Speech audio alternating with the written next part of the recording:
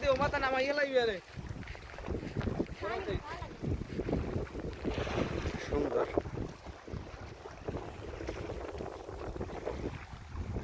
এখানে বড় মাছের জাল ফেলানো হয়েছে।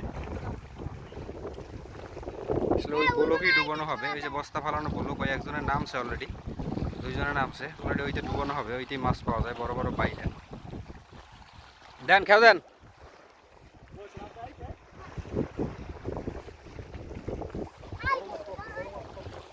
বড় মাছ পড়ছে, উড়াও।